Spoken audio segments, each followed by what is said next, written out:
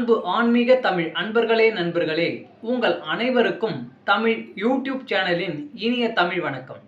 தாய்மொழியால் இணைவோம், தாய்மொழியை வளர்ப்போம். வாழ்க தமிழ், வளர்க தமிழ். ஆன்மீக பதிவில் திருவண்ணாமலையில் ஸ்ரீ அண்ணாமலையாரை கிரிவலம் செய்ய உகந்த நேரம் என்ன என்பது பற்றி அறிவோம்.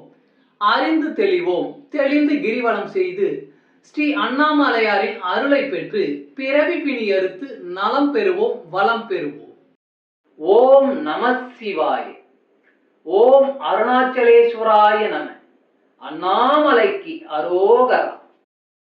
நினைத்தாலே முக்தி தரக்கூடிய அளவிற்கு சிறப்பு வாய்ந்த தலம் திருவண்ணாமலை அண்ணாமலையார் திருத்தலம். பஞ்சபூத தலங்களில் திருவண்ணாமலை அண்ணாமலையார் கோவில் அக்னி தலமாக விளங்குகிறது. இங்கு சிவனே மலையாக காட்சி தருவதாக நம்பப்படுவதால் இத்தலத்தில் பௌர்ணமி அன்று கிரிவலம் செல்வது சிறப்பான பலனை தரும். அண்ணாமலையார் கோயில் பின்புறம் உள்ள மலை 2268 அடி உயரம் கொண்டதாகும்.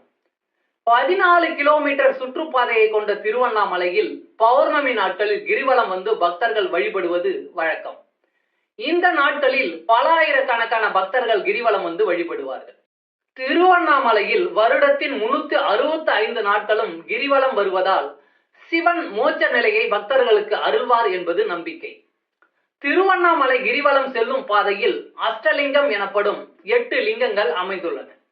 இந்த அஷ்டலிங்கங்கள் இந்திரலிங்கம், அக்னிலிங்கம், யமலிங்கம், நிருதிலிங்கம், வருணலிங்கம், வாயுலிங்கம், குபேரலிங்கம், ஈசானிய லிங்கம் என்ற பெயர்களை கொண்டுள்ளது.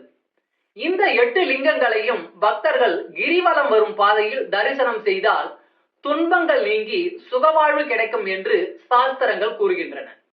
இந்த 8 லிங்கம் உட்பட கிரிவலம் வரும் பாதையில் ஆதி அண்ணாமலை, நேர் அண்ணாமலை, சந்திர சூரிய லிங்கங்கள், 16 விநாயகர் கோவில்கள், ஆதி காமாட்சி அம்மன் என மொத்தம் 99 கோவில்கள் உள்ளன. பௌர்ணமி நாட்களில் கிரிவலம் வருவோர் பௌர்ணமி திதி தொடங்கி முடியும் நேரத்திற்குள் கிரிவலம் வருவது மிகவும் சிறந்தது. பக்தர்கள் கிரிவலம் செய்யும் பொழுது யாரிடமும் பேசாமல் சிவநாமத்தை மட்டும் உச்சரித்து கிரிவலம் வந்தால் அனைத்து பலன்களையும் பெறலாம்.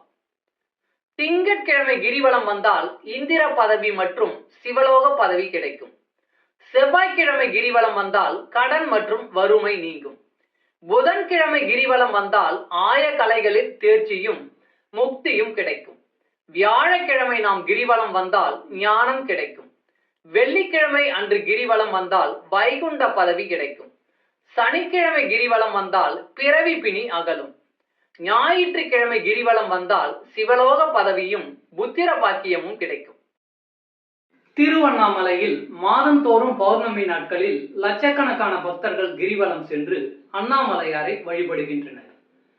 ஒவ்வொரு மாதமும் ஆன்மீக தமிழ் அன்பர்களாகிய பக்தர்களின் வசதிக்காக கிரிவலம் செல்ல உகந்த நாள், நேரம் ஆகியவற்றை தமிழ் யூடியூப் சேனல் சார்பாக அளித்து வருகிறோம்.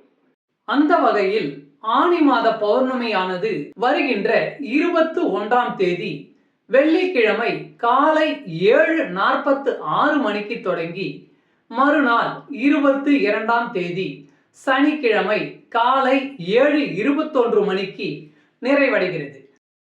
எனவே தமிழ் அன்பர்களாகிய நீங்கள் வெள்ளிக்கிழமை மாலை 6 மணிக்கு மேல் முழு நில ஒளியில் திருவண்ணாமலையில் உள்ள அண்ணாமலையாரை கிரிவலம் செய்வது மிக சிறந்த பலனை சேர்க்கும். அது மட்டுமல்லாமல் முக்திக்கான வழியையும் தேடித்தரும் என்பதில் எந்தவித ஐயமும் இல்லை. அண்ணாமலைக்கு அரோகரா. நம சிவாய. திருச்சிற்றம்பலம். வாழ்க வளமுடன். சர்வம் சிவமயம். இறையருள் பெறுவோம், இன்பமாய் வாழ்வோம். அன்பு ஆன்மீக தமிழ் அன்பர்களே நண்பர்களே, இவ்வீடியோ பதிவினை கேட்டு இன்புற்று ஆதரவு அளித்த அனைத்து தமிழ் உள்ளங்களுக்கும் எங்கள் உள்ளம் கனிந்த நன்றி. மேலும் இப்பதிவு உங்களுக்கு பிடித்திருந்தால் லைக் மற்றும் ஷேர் செய்தும், இதுவரை இந்த சேனலுக்கு நீங்கள் சப்ஸ்கிரைப் செய்யவில்லை என்றால் சப்ஸ்கிரைப் செய்து பெல் பட்டனையும் அழுத்தி ஆதரவு அளிக்கவும் அன்புடன் கேட்டுக்கொள்கிறோம். மிக்க நன்றி. அடுத்த பதிவில் உங்களை விரைவில் சந்திக்கும் வரை உங்களிடமிருந்து விடை பெறுவது தமிழ் யூடியூப் சேனல்.